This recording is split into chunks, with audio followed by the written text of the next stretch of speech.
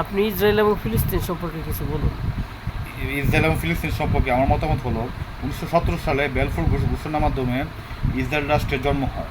এরপরে 1948, 1967, 1973, 1999, 2016, 2021, 2024 সালে কন্টিনিউসলি তারা যুদ্ধ করেই যাচ্ছে। তারা বর্বরচিতভাবে এই কয়েক মাসে প্রায় 50,000 মানুষ তারা খুন করেছে। এর মধ্যে 27,000ই হচ্ছে শিশু।